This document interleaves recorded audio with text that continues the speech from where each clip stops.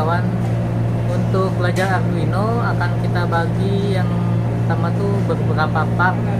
Jadi enjoy aja ya, karena kalau langsung lama bosen, jadi bikin 5 menit 5 menit. Oke, sip, selamat belajar. Ya, kita coba sekarang. Nah, dengan cara seperti ini harapan kita nanti ada perbedaan ketika LDR terkena cahaya atau LDR tidak terkena cahaya. Yuk kita praktekkan. Program ini kita harus upload dulu ya.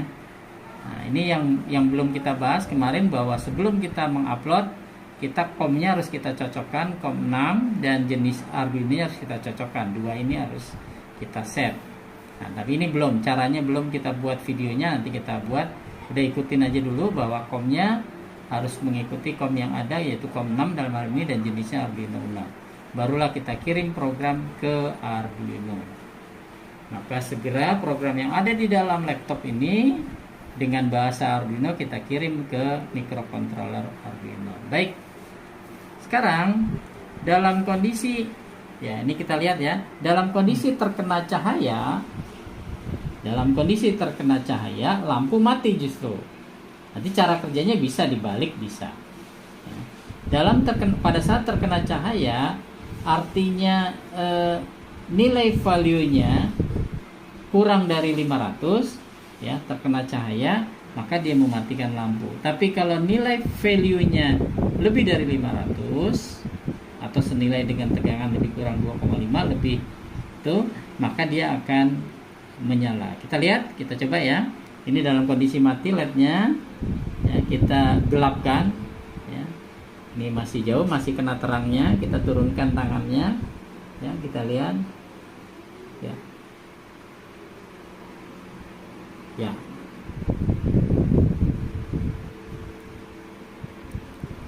Masih cukup terang ya di sini ya, jadi masih terbaca nih. Oke.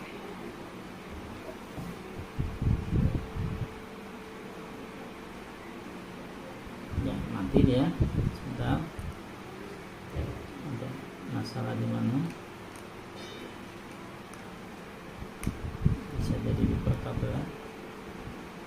Ya, baik ya. Nah, ini dia di pergabelannya kurang mengikat begitu, mungkin udah terlalu sering dicabut colok di Arduino Uno-nya. Nah, kita coba lagi. Nah, ini dalam kondisi terang dia mati. Ketika kita gelapkan, hampir menyentuh tangan saya, kira-kira ada 3 sentian, dia menyala. Kondisi terang dia mati, kondisi gelap dia menyala. Nah, bagaimana kalau dibalik? Kalau dibalik, tinggal di sini perintahnya bahwa jika nilai sensor lebih dari 500, 8 kita buat low. Ya, tinggal dibolak-balik saja ya di programnya. Inilah enaknya dengan microcontroller. Dia bermain di program, tidak bermain di alat elektroniknya. Baik. Ini kita kirim lagi. Kalau nggak dikirim ya tidak berubah. Harus kita kirim lagi programnya ke Arduino Uno-nya. Baik, sudah terkirim, done uploading.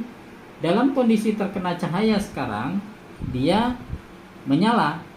Tapi dalam kondisi gelap, dia mati. Seperti ini.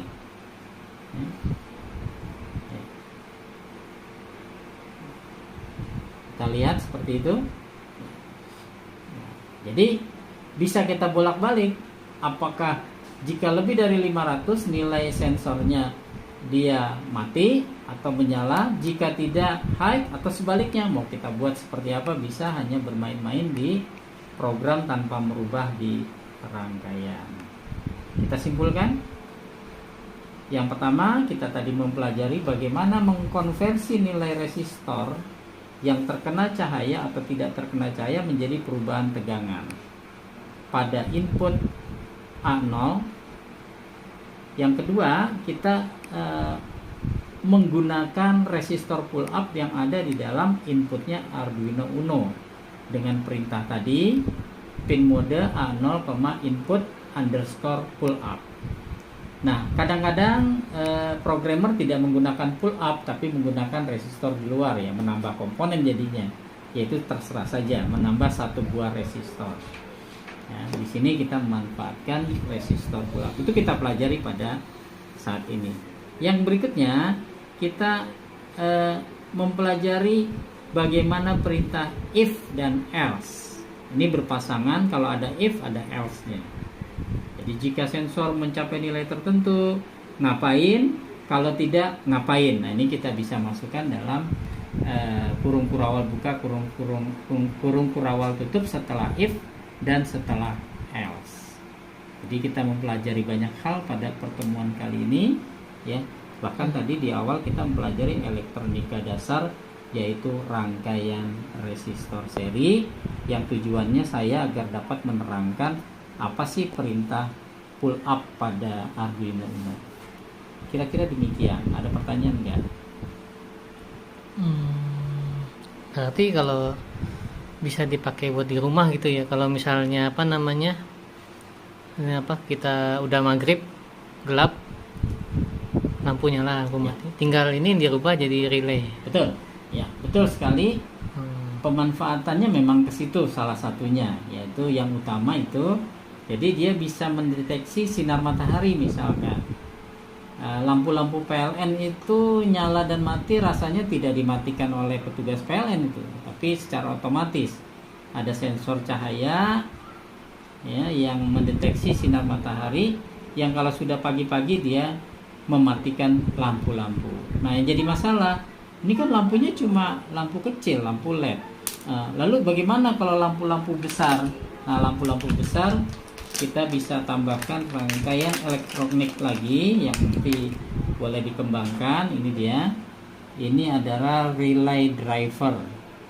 Jadi melalui relay, di sini lampunya kita ganti pada input relay driver.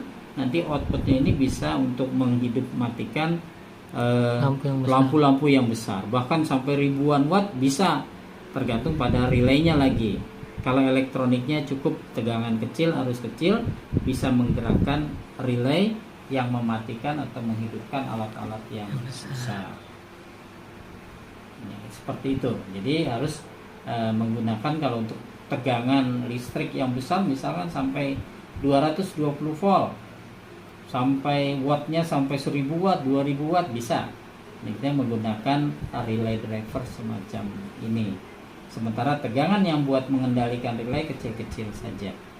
Ya, jadi nanti ini diganti, kabelnya dicopot, masukin ke terminal-terminal daripada relay driver. Berarti bisa buat matikan lampu dengan sinar matahari yang ada? Iya, betul. Nah, termasuk dia mungkin akan menyala kalau mendung. Mendung kan juga tidak terlalu gelap ya, tapi dengan nilai tertentu yang kita atur di sini di if sensor value lebih dari atau 500 bisa kita atur di sini, sampai mendung pun dia bisa nyala, bisa. Sampai seberapa nilai, cukup dengan merubah programnya, tidak merubah rangkaian elektroniknya, kita bisa atur sampai seredup apa dia harus menyalakan lampu. Gitu. Jadi tidak harus malam dan siang saja, mendung pun bisa dibuat seperti itu dengan mengatur pada nilai sensor value. Nah, gitu. Jadi dengan cahaya kita bisa mengatur peralatan output, ya, berupa lampu kecil LED di sini, bisa juga untuk lampu yang besar atau yang lain lagi, misalkan membunyikan alarm. Jadi kalau sudah siang hari, bagi yang susah bangun gitu ya, kita siapkan aja alarm yang gede gitu, ditaruh di telinga. Kalau sudah siang dia alarm bunyi ya, karena udah terang, supaya dia bangun misalkan, bisa juga. Jadi tidak harus berupa lampu, tapi bisa berupa alarm dan lain sebagainya begitu.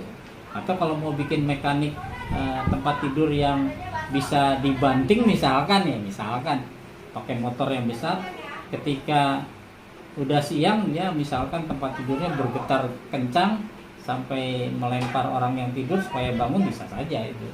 Ya, pada intinya bisa. Jadi yang penting adalah sistem kontrolnya menggunakan microcontroller. Kira-kira itu bisa disampaikan. Demikian materi pada saat ini. Terima kasih. Assalamualaikum warahmatullahi wabarakatuh.